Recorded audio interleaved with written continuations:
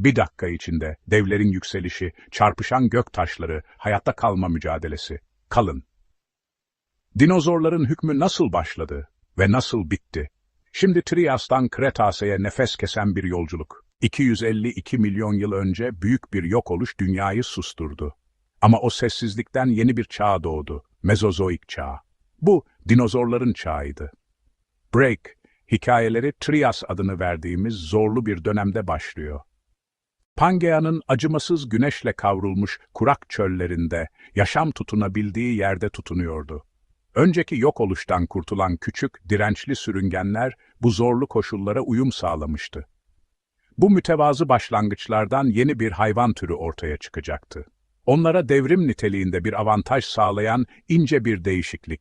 Bacakları diğer sürüngenlerin aksine doğrudan vücutlarının altındaydı. Bu, daha verimli hareket anlamına geliyordu. Erken Trias bir evrim laboratuvarıydı. Yeni bitkiler, çorak toprakları kolonize ederek yaşam cepleri oluşturdu. Burada ilk gerçek dinozorlar ortaya çıktı. Küçük, hızlı ve bir hanedanın öncüleri. Henüz onların dünyası değildi ama sahne hazırlanıyordu. İkinci bölüm, ilk adımlar. En erken dinozorlar dev değildi. Eoraptor gibi yaratıklar küçük, çevik ve hız için yaratılmıştı.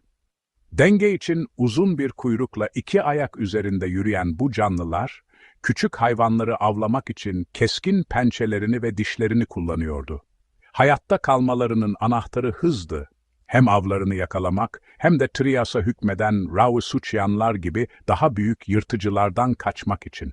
Dinozorların önemli bir avantajı vardı: dik duruşları. Bu, daha verimli hareket etmelerini ve diğer sürüngenleri geride bırakmalarını sağlayan bir dayanıklılık kazandırdı. Milyonlarca yıl içinde bu öncüler çeşitlenerek iki ana gruba ayrıldı.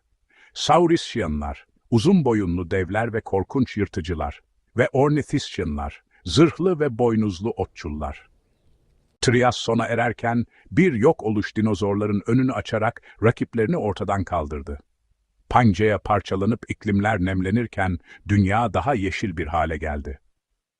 Yaklaşık 2,1 milyon yıl önce başlayan Jura dönemi derin bir dönüşüm zamanıydı. Jura döneminde kıtalar ayrılırken yağan yağmurlar dünyayı yeşertti. Bu bitki patlaması otçullar için sınırsız bir açık büfe yarattı. Daha fazla yiyecek, daha büyük hayvanlar demekti. Bu, dinozorların devlere dönüştüğü dönemdir. Brachiosaurus ve Diplodocus gibi sauropodların stratejisi basitti: saldırıya uğramayacak kadar büyümek. Devasa vücutlarını beslemek için sauropodlar en yüksek dallara ulaşmalarını sağlayan olağanüstü uzun boyunlar geliştirdi. Omurları, ağırlığı azaltmak için bir kuşunki gibi içi boştu ve uzun kuyrukları dengeleyici görevi görüyordu. Onların gölgesinde Stegosaurus gibi daha küçük otçullar kendi nişlerini buldu. Sırtındaki kemikli plakaların amacı hala tartışmalıdır: savunma, gösteriş veya vücut ısısını düzenleme. Ancak kuyruğunun ucundaki Thagomizer olarak bilinen 4 keskin diken korkunç bir silahtı. Ağaç tepelerinde otlayan her nazik dev için gölgelerde bir avcı bekliyordu. Jura, dünyada yaşamış en güçlü etoburlardan bazılarının, yani teropodların yükselişine tanık oldu. Bu dönemin en ünlüsü Allosaurus'tu. Av için inşa edilmiş korkunç bir yırtıcı. Allosaurus, eti dilimlemek için tasarlanmış keskin dişlere ve kancalı pençelere sahip güçlü kollara sahipti. Fosil kanıtları, büyük sauropodları bile avladığını gösteriyor. Belki de kendi boyutundan katlarca büyük hayvanları indirmek için birlikte çalışıyorlardı. Başarı, keskin bir dizi duyuya bağlıydı. Mükemmel görüş, keskin işitme ve güçlü bir koku alma duyusu, onları etkili avcılar haline getirdi. Bunlar akılsız canavarlar değildi. Milyonlarca yıllık evrimle mükemmelleştirilmiş sofistike yırtıcılardı. Ama hayat sadece avlanmakla ilgili değildi. Fosilleşmiş ayak izleri bu yırtıcıların gruplar halinde hareket ettiğini gösteriyor. Fosilleşmiş ayak izleri, dinozorların avlanma, göç veya kolektif savunma için gruplar halinde hareket ettiğini gösteriyor. Yuvalar, onların yumurtladığını ve bazı türlerin yavrularına baktığını ortaya koyuyor. Jura'dan sonra, dünya, Mezozoik çağın en uzun dönemi olan Kretase'ye girdi. Bu dönem yaklaşık 145 ila 66 milyon yıl öncesine kadar sürdü. Kıtalar ayrılmaya devam ettikçe yeni kıyı şeritleri ve sığ denizler oluştu. Bu, çeşitli iklimler yaratarak dinozor çeşitliliğini zirveye taşıdı. Sonra devrim niteliğinde yeni bir bitki türü ortaya çıktı, çiçekli bitki. Bu enerji açısından zengin yeni yiyecek kaynakları her şeyi değiştirdi. Tamamen yeni bir dizi uzmanlaşmış otçul evrimleşti. Bu yeni diyeti işlemek için karmaşık diş setleri ve sofistike sindirim sistemleri geliştirdiler. Kretase'nin manzaraları çiçeklerle doluydu. Bu, ördek gagalı hadrosaurların çağıydı. En başarılı otçullardan olan bu dinozorlar, sürüler halinde iletişim kurmak için kullandıkları içi boş tepelikleriyle tanınırlardı. Onların yanında en ünlüsü fil büyüklüğündeki Triceratops olan boynuzlu ceratopsiyanlar yaşardı. Triceratops'un devasa kafatası büyük bir fırfır ve 3 korkunç boynuzla süslenmişti. Bu boynuzlar, rakipleri korkutmak ve yırtıcılara karşı güçlü bir savunma sağlamak için kullanılıyordu. Boynuzları dışarı dönük bir sürü, her avcı için zorlu bir meydan okumaydı. Kretase'de avcı ve av arasındaki silahlanma yarışı zirveye ulaştı. Otçulların geliştirdiği zırh, boynuz ve hız gibi her savunmaya karşı yırtıcılar yeni bir saldırı yolu buldu. Bu yaşam ve ölüm dansı geç Kretase dünyasını şekillendirdi. Besin zincirinin en tepesinde tüm zamanların en zorlu kara yırtıcısı Tyrannosaurus Rex duruyordu. Kemik kıran ve güce sahip devasa kafatası ve muz büyüklüğündeki tırtıklı dişleri kemiği parçalamak için tasarlanmıştı. Kolları küçük olsa da güçlü bacakları ve yıkıcı ısırığı onu kendi alanının tartışmasız hükümdarı yapıyordu. Ancak T-Rex yalnız değildi. Güney Amerika'da onunla boyut olarak rekabet eden Giganotosaurus gibi başka dev avcılar da vardı. Afrika'da sırtında devasa bir yelken ve timsah benzeri bir burunla tuhaf Spinosaurus yaşadı. Bu yarı suda yaşayan avcı nehirlerde dev balıkları avlıyordu. Gökyüzü bazıları küçük bir uçak kadar kanat açıklığına sahip dev pterosaurlar tarafından devriye geziliyordu.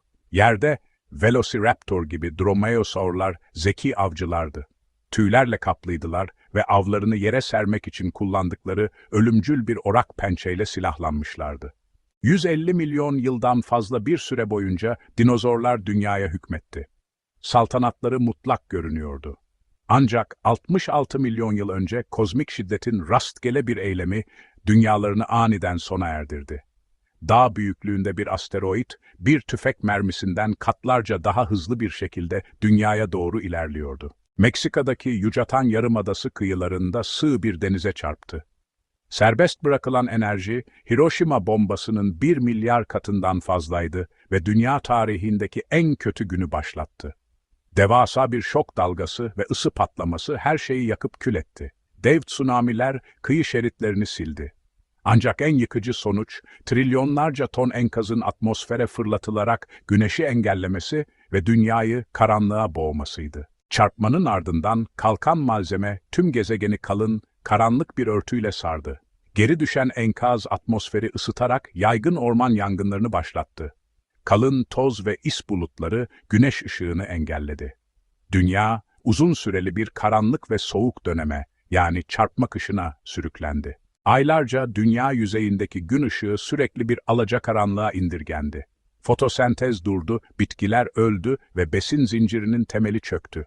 Önce büyük otçul dinozorlar aç kaldı. Kısa süre sonra Tyrannosaurus Rex gibi büyük etoburlar da onları takip etti. Okyanuslarda da fitoplanktonların ölümüyle benzer bir çöküş yaşandı ve dünyanın ekosistemleri tamamen yok oldu.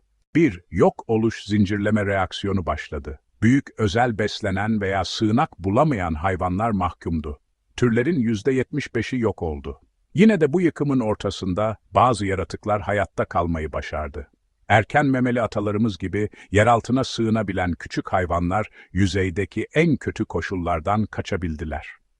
Küçük, tüylü, uçabilen bir dinozor grubu hayatta kaldı, kuşlar. Karanlık kalkıp güneş geri döndüğünde dünya sessiz ve boştu. Dev dinozorların gürleyen ayak sesleri gitmişti. Bu boşluk, evrimin yeni bir yaşam tablosu çizmesi için boş bir tuval sağladı. Sürüngenler çağı sona erdiğinde memeliler çağı başladı. Atalarımız Dinozorların gölgesinde yaşayan küçük memeliler yuvalarından çıktı. Büyük yırtıcılar gidince keşfetmek, çeşitlenmek ve büyümek için özgürdüler. Bu mütevazı başlangıçtan yarasalar, balinalar, filler, primatlar ve sonunda bizler ortaya çıktık. Kendi hikayemiz, dinozorlarınki bittiği için mümkün oldu. Ama hikayeleri gerçekten sona erdi mi? Bir bakıma hayır. Dinozorların doğrudan torunları bugün etrafımızdadır. Bir serçe, bir kartal gördüğünüzde modern bir dinozora bakıyorsunuz. Kuşlar, büyük yok oluştan kurtulan dinozor soyunun yaşayan mirasıdır. T-Rex'in kükremesi gitmiş olabilir, ancak çalı kuşunun cıvıltısı kalmıştır. Dinozorların hikayesi, zaman, değişim ve yaşamın kırılganlığı hakkında derin bir derstir. Onların saltanatı sona erdiğinde, geride bıraktıkları fosiller derin zamanın bir kütüphanesi oldu. Ve onların geçişini takip eden sessizlikte yeni yaşam kıpırdandı. Ve dünyadaki yaşamın uzun, kesintisiz hikayesi devam etti. Videoyu beğendiysen abone ol, beğenmeyi ve zil ikonunu açmayı unutma. İzlediğin için teşekkürler.